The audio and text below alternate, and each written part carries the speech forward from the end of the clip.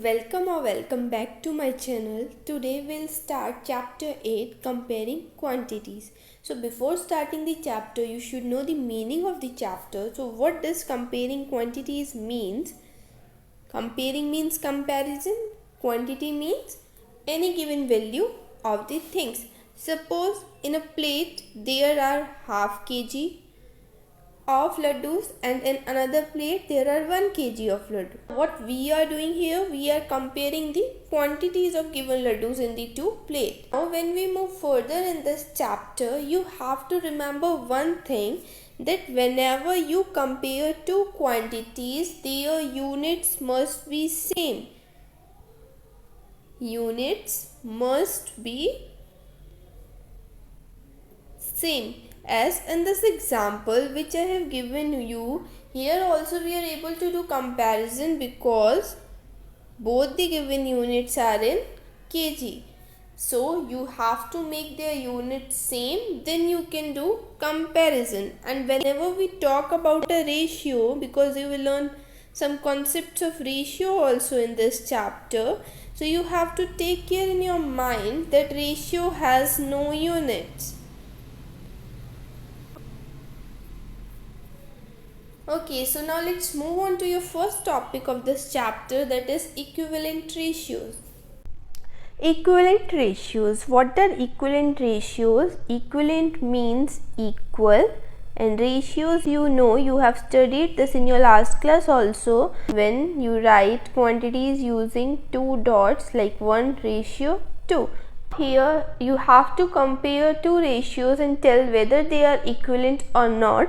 I have written here two ratios, 1:2 and 2:3. Now you have to tell whether these given ratios are equal or not. So how we check? We compare ratios by making their denominators equal. So in a first ratio we are having 1/2 and in a second we are having 2/3.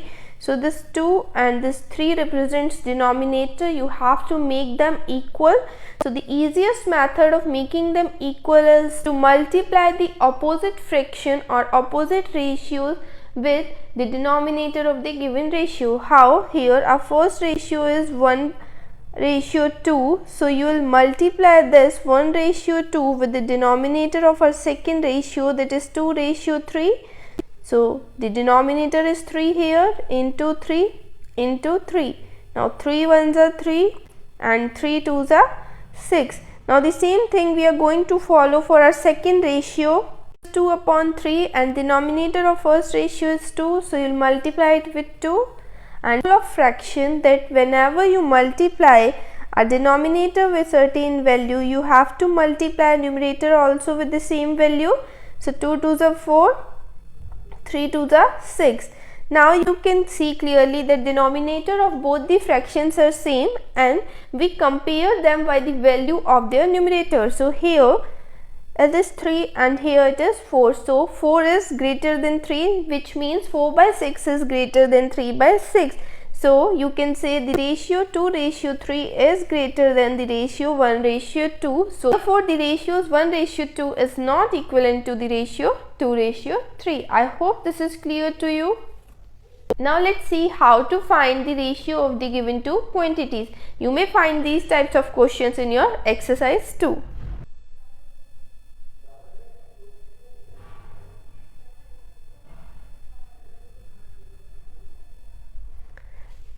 Now here is a question, rupees 5 to 50 paisa, and I told you in starting that whenever you have to find the ratio of the given values, their units must be same.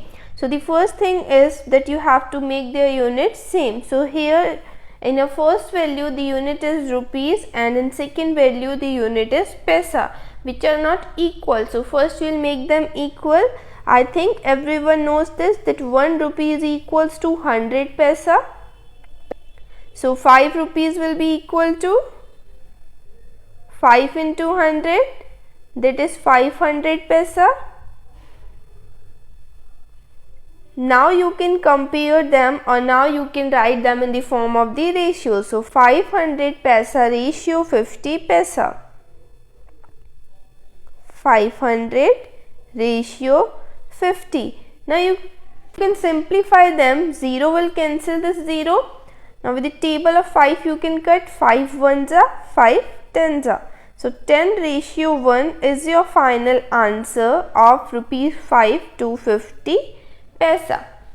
I hope this is clear to you. Now let's move on to our next topic.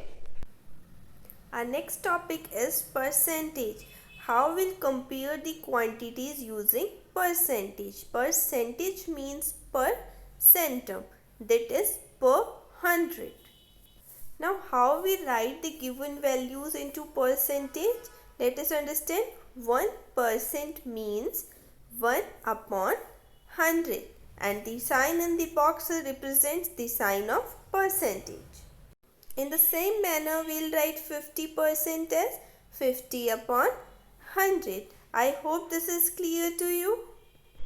Let's take an example to understand how we'll compare using percentage. Suppose there is a box and there are 100 balls in this box. Two persons, suppose R and S, went towards this box, and now the question is saying that R took over 60% of the balls and S took over 30%. Now you have to tell who took more balls. Now first we have to calculate the value. So 60%, as I told you, percent means in denominator you have to write 100 of 100 as total number of balls is 100. On the other hand, for S we will calculate 30% of 100. So you can cancel out this 0 with 0, 0 with 0. So here R has 60 balls. On the other hand, you can cut this same 100 by 100. S has 30 balls. So who has more number of balls? R. Thus you can compare the values using percentage.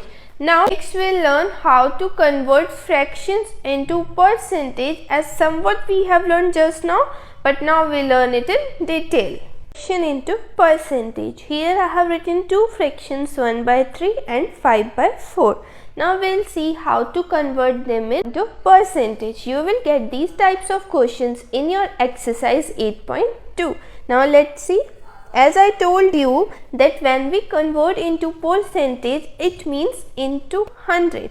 So 1 upon 3 into 100.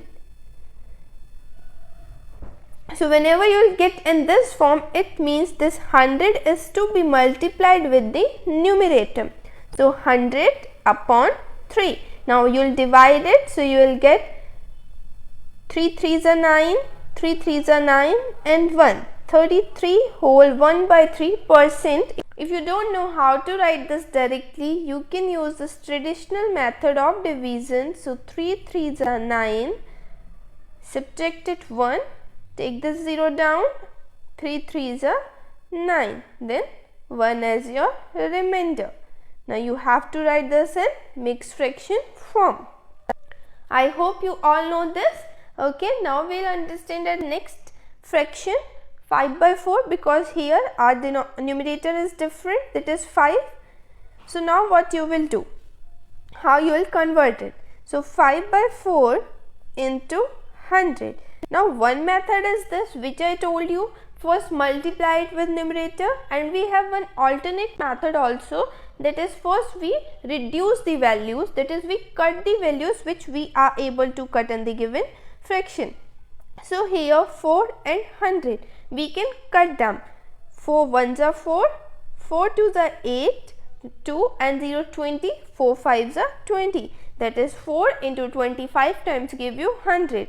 If sometimes you find it difficult, you can reduce it first with the table of 2 also, like this. 5 by 4 into 100, 2 2s are 4, 2 5s are 10, 0. Then again you can cut 2 1s are 2 2s are 2 5s are.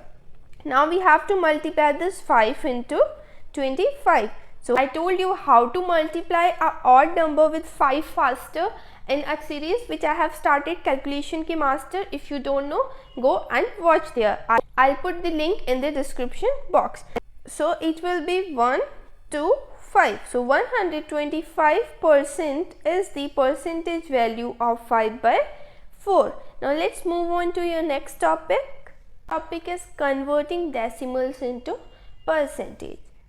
Let's take some example. 0.75, this is a decimal value, and so here also we will do the same thing. We'll multiply this with 100%. So 0.75 multiplied by 100%. Just for a few seconds forget the sign of percentage so that you should not get confused while solving it. Multiply a number with 10, 100 or 1000. We simply put the number of zeros at the last of the given value.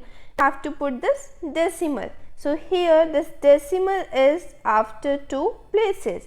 So same you have to do 1, 2. After 2 places you have to put decimal here. So 75.00.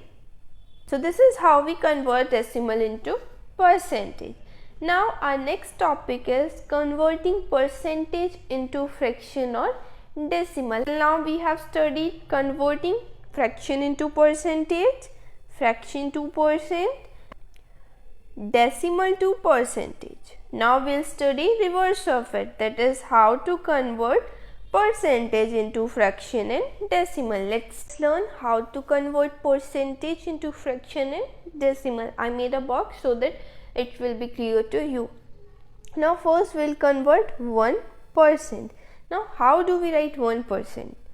1% means 1 upon 100. Now see, it has two parts, numerator and denominator, and we have these two parts in fraction. So it is very easy to write percent into fraction. So this means 1 upon 100 we have written as fraction. Now in decimal form. I think everyone watching this video know how to divide 1 by 100. If you don't know, I'll tell you one of the easiest method. See, here we have to divide this 1 by 100. Now what are the number of zeros in this 100? We are having 2 zeros. This means you need 2 values to put decimal in your answer. But you are having only one value, that is 1. So to make 2 values, you will put 0 on the left hand side of the 1. Now as I told you just now, when we were converting fraction into decimal, how we put the decimal? We see the number of zeros in the 100, there are 2 zeros, and starting from right hand side and moving towards left hand side, we'll count the same numbers of digits 1, 2 and put decimal here. So 0.01 is the decimal form of 1%, or in the other way, using your traditional approach, you can simply divide it. Let's see that also. 1 divided by 100. So 100 is a 3-digit number and 1 is a single digit number. First you have to make 1 also a 3-digit number. So what we do, we put decimal and put a 0. Again we are having a 2-digit number, but we need 3-digit number, so you will put one more 0 and write 0 here. So now 100 ones are 100. You get the same value, that is 0.01. I hope this is clear to you. Now the next part of this chapter we'll cover in our next video. I hope the topics explained you in this video are clear. If you have any doubt regarding these topics, please mention in the comment box so that I can clear your doubts in the next video. Thanks for watching.